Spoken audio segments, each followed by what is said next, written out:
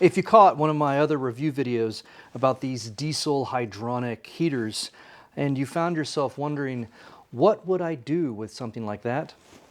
That's the question we're going to answer today. If you take a look at what we commonly call an instant hot water heater for like home use, those devices have massive burners, massive heat exchangers, potentially hundreds of thousands of BTUs of heat to heat up water in a single pass. Now this diesel-fired liquid heater is only 7 kilowatt. That's somewhere in the neighborhood of 24,000 BTU, so it's not extremely powerful. So how do you use one? The simplest thing you could do with one of these would be to plumb the output of the pump that comes with this heater into a radiant floor system. Now you would need to size your radiant floor appropriately so that this heater could keep up with the coldest winter you can imagine. So for something like this, I wouldn't go any bigger than a motor coach or a 40-foot bus. You know, a full-size bus or coach would be the most I would go when it comes to a radiant floor heat system. The other thing you'll need to do when you plumb your radiant floor will be to have an expansion tank. If this is not plumbed into some sort of expansion tank, there could be problems. It can't be a closed loop because as you know, when things heat up, they expand. So the way that would sort of work is when you turn your unit on, it's your main primary thermostat. The pump on this is going to also pump the liquid through your floor to create heat. And so this is directly tied to your hydronic floor. That's one way of doing it. There's a lot more flexible options for this, but that's the simplest form, is just have this provide hydronic radiant floor heating. So the way I'm going to employ this is with a tank like this. Now this is roughly 17 gallons. It's a large aluminum fuel cell. It's not necessarily rated for a coolant glycol mixture, but that's what I'm going to use it for. It's aluminum, it should be fine. I've welded a couple of hose barbs across the bottom here. So I will turn on my diesel liquid heater, and that'll be plumbed in this end and out this end, and it will start circulating and heating the liquid in this tank. Now this tank ultimately will be insulated to prevent heat loss. So I'm going to speculate this will probably take in the neighborhood of 45 minutes to heat this up from stone cold up to 85 degrees C. But this acts like a heat battery, giving this heater more BTUs to work with, and it sort of gives this heater a chance to get ahead of your load, whatever your load is. Okay, so you've got your 17 gallons of hot fluid. Now, what do you do with it? Well, that's where these pumps come in, and I've got two different flavors here. This is a 12-volt DC solar circulation pump. It circulates about 3 gallons a minute, which is about right for radiant floor heating from what I've read. That's 12-volt DC, and that's great for mobile applications like the radiant floor heating in the bus or van. And the other option, if you're going to install this system in, say, like an off-grid shop or a smallish cabin or something, you can use one of these. This is also a hot hydronic pump. It's designed for hot fluids, and that's the key part of this, is you want to pick pumps that are designed for hot fluids, and you want to sort of, you know that this is going to be a max of about 85 degrees C, so you want to make sure the operating temperatures of your pump fits within that window. If you take one of these pumps and you have multiples of them and you wire them to a central control panel with just basic switches that are labeled, it allows you to send the heat that your heater has stored in your tank or heat battery to different places in your rig and allow you to do different things. And that, in my book, is what separates a hydronic diesel heater from an air diesel heater. There's nothing wrong with heating the air inside your space. And for most people, that's the simplest and cheapest option. But if you kind of like tinkering with things and building things, The added complexity of a hydronic heat system, in my opinion, is worth it. That's why I'm pursuing designing my own system. Because now that you've got this sort of heat battery and you've got your pumps, now it's just a matter of plumbing and trying to think, what do you want to do with it? Well, the first thing I'm going to do is I'm going to run one of these loops, one of these outlets with one of these pumps through my floor. I'm going to buy a multi-zone manifold for hydronic floor heating, probably a 3 or 4 zone, that way you can dial in the flow rates. And I'm going to be able to thermostatically control the on and off of the pump to control the heat in my floor. That's number one. Number two, I want to be able to preheat the engine of the bus. So I don't want the bus engine coolant mixing with this stuff. So that's where a plate heat exchanger comes in.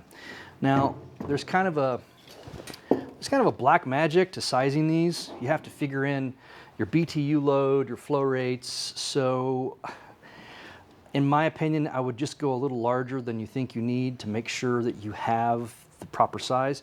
The way these work is they just transfer heat from one fluid to another and back and forth.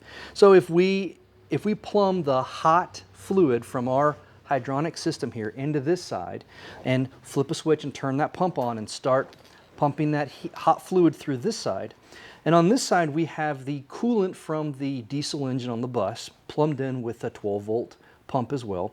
We can turn that pump on and start preheating the coolant of the engine, and slowly we will transfer heat from here into the engine block.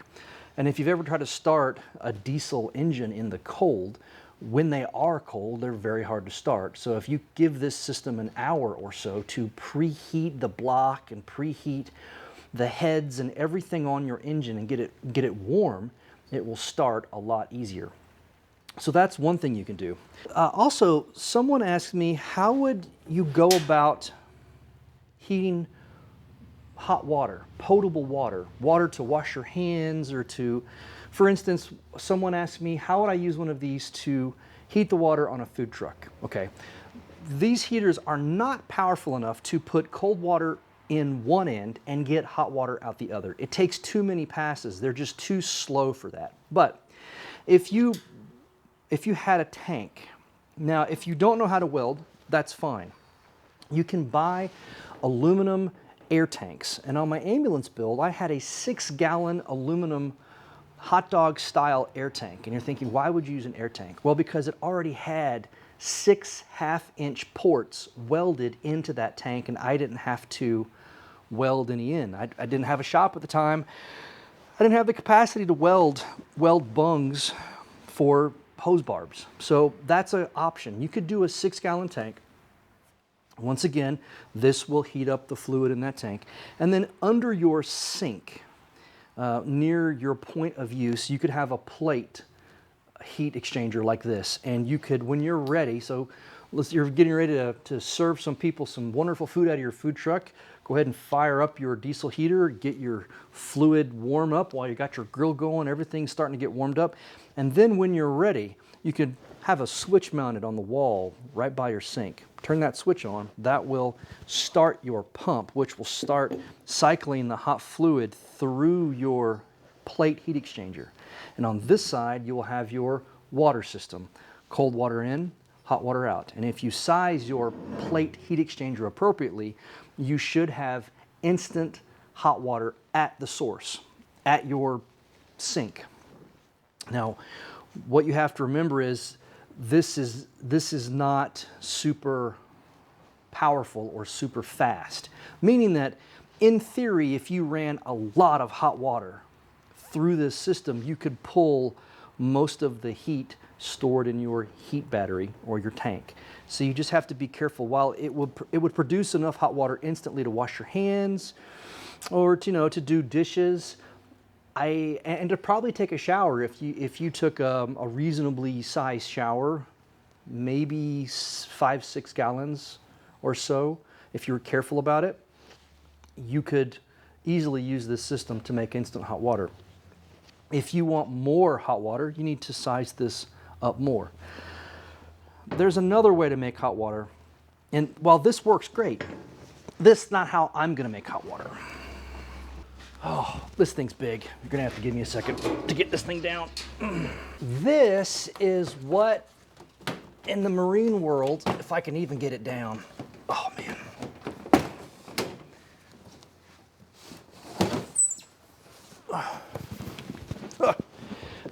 This is what in the marine world they call a chlorifier. I think I'm saying that right. It's almost like calorie. Calorie is a measurement of heat energy. So what this is a water heater. So on this end, you have your typical water heater fashion stuff, emergency pop-off valve, water in, water out, drain, all that stuff. This also has a electric element. So if my bus is plugged into shore power, or if I have a lot of sunshine, I can take the extra and make hot water with the electric element. Now, what separates the chlorifier from a normal hot water heater is this has a stainless loop on the back here. Now, this loop is basically a stainless coil that is inside here that you can run the output of one of these diesel-fired heaters through. So you can put the transfer fluid or boiler fluid through here, and you can pump that through, and what will happen is it will transfer the heat from your diesel heater to your water. So by slowly pumping the hot fluid through here, you will make hot water. Now, this is not an instant solution. It's a slower solution.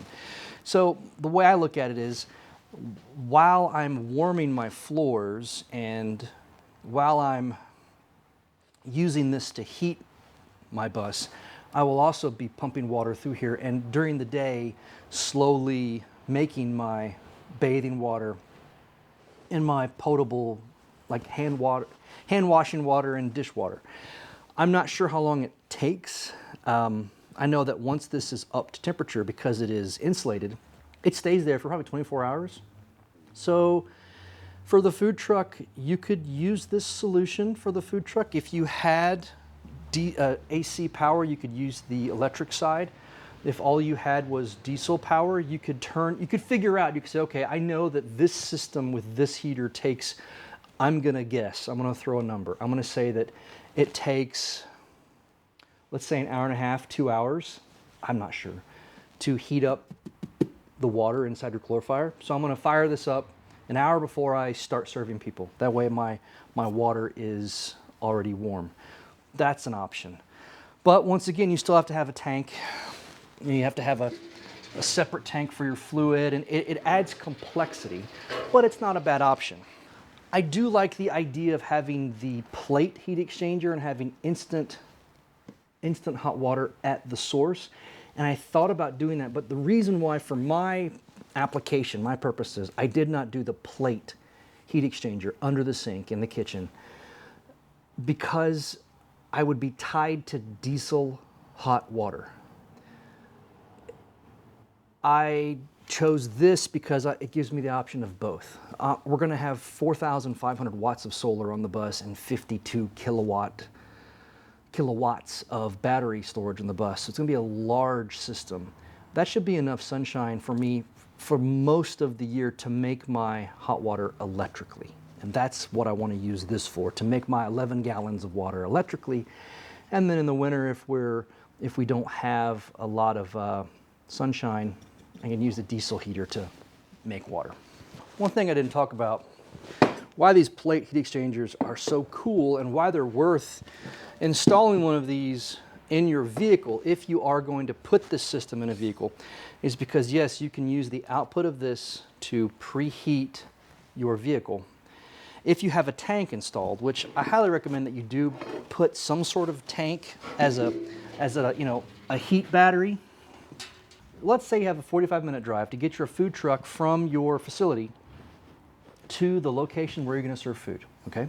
And you have one of these plate heat exchangers installed, and your engine is plumbed into this side, and your heat battery is plumbed into this side with a pump on both sides. So now you're driving, and your engine is up to temperature, it's all warmed up, you could turn, and the engine is pumping hot coolant through this side.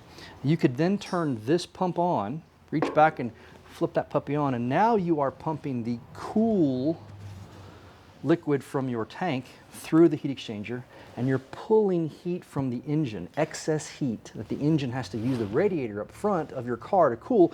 You're pulling that heat and you're putting it in here. And I would bet you in 45 minutes you could have this thing up to temperature so that when you actually got to where you were going, you didn't even have to fire this up. This would be there just to top this off, to maintain it. So while you're cooking, washing hands, doing your thing, this is slowly circulating water through it. It detects a drop in temperature. So, oh, we're losing temperature in the main tank. Let me fire up and heat it up again and bring it back up. That's kind of what you'd want, but you could use a plate heat exchanger as you're driving to your location to actually bring this up to temperature. I think that's a really cool idea, and that's what I want to do on the bus. As you know, we have a all day in the bus, and we're driving somewhere to go camping. I'll turn on my pump and turn this on, and I want an external thermometer to monitor the temperature in here. Once this is up to, 180, 190, what Fahrenheit, what your engine usually runs, I'm good. I can just turn the pump off, and I've got my heat for the day, heat battery. Another thing I want to try, which I don't see people doing very often, or I haven't found it yet, is I want to take a length of PEX. Now, when you run a hydronic setup like this, you want to make sure you use, I believe it's called oxygen barrier PEX. It's usually orange. And I have a roll of it back here.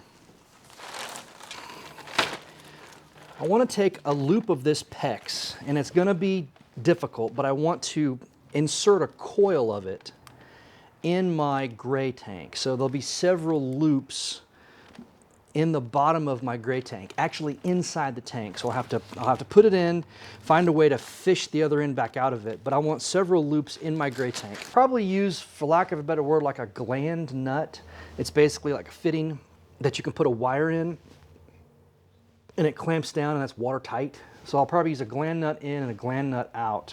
By running hot fluid from my diesel heater and my heat battery through the tank, through my gray tank, I should be able to prevent it from freezing, and should be able to, if it does freeze, thaw it out quickly so I can dump it.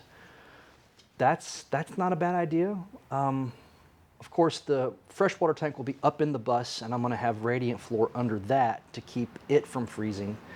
But yeah, I think that would be a really cool, not on all the time type solution, because that would make if you ran it all the time, you could really make your gray tank quite hot, which is, you don't want to cook what's in your gray tank. But I think, if you went to bed and the temperature dropped pretty low and your gray tank kind of froze a little bit, or it was too sludgy to dump it, flip the switch to run the pump through the PEX coil in your gray tank, thaw your gray tank out, and dump it. The downside of a system like this, there's a lot of pumps, a lot of switches, a lot of plumbing, a lot of fittings, a lot of complexity. So you have to be willing to spend the money to get good pumps. These are like 90 bucks a piece, not cheap. You have to be willing to spend the money on fittings, clamps, hoses, to do the wiring up to a switchboard, and controllers if you're going to do thermostat controls on and off. It's kind of a pain in the butt in the beginning to plan all this out, to install it all, to make sure that when you design it, that it's serviceable. That's kind of the big thing I'm doing now, is I want to make sure that all of my pumps have quick disconnects, so if I have a problem, I can disconnect the wiring, disconnect the pump valves on both sides so I don't lose a lot of coolant when I'm doing that, make it serviceable. It's a lot, but if you're willing to put the work in the beginning to design a system like this and install a system like this, I think the benefits in the long run are worth it. Oh, last use case, I totally forgot. I'm not going to get it down, but because it is buried under a mountain of things, But the last use for this is you can take the hot fluid that this generates from your heat battery and you can put it through an air to water heat exchanger, like a radiator. In fact, that's how the heat in almost all of your cars and trucks work. It takes the heat from your engine transferred to the coolant, and it runs that coolant, which is now very hot, through what's called a heater core, and it's basically a radiator inside the cab of your truck or car, and there's a fan behind it that blows air through this radiator and heats the air and gives you warm heat for your cab.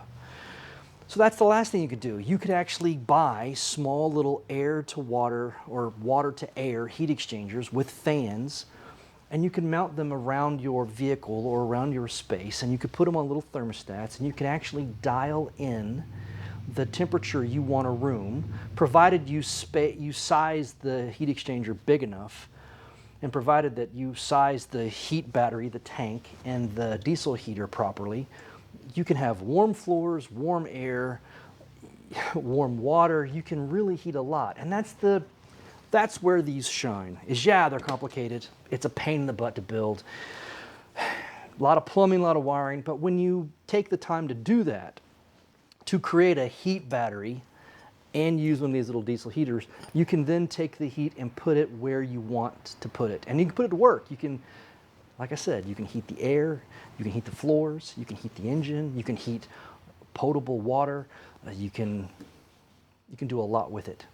I hope I've helped you see a lot of the use cases. There is a couple of really good companies out there that already do this. Aqua Hot or Aqua Top. I don't know if they're the same. I do know that they're very expensive. I know they're fairly well made. They're very complicated, and they're designed for use in coaches, high-end coach buses. And they do exactly what you and I are talking about. They provide heat to the floor, to the air, to the engine, to make hot water. The negative about them, in my opinion, is that they have a lot of proprietary parts and circuitry, so when you have to do maintenance on them, it can be cost prohibitive to find a tech, to find parts. So that's why I'm sort of making my own, because the bulk of this stuff is available on Amazon or AliExpress, and I can replace it myself. And because I designed the system, I'll know the system. That's my philosophy behind it. And ultimately, it will be cheaper. It's up to me to design the system so that it is serviceable and not a pain in my butt. So yeah, I really hope this helped answer some questions. I'm sorry if it was a long ramble. If you clicked on this video, I kind of thought you'd want as much information as I could give you. If you have any questions, comments, concerns, mistakes that I made, let me know. I'm Jason. Thanks for hanging out. I'll see you in the next one.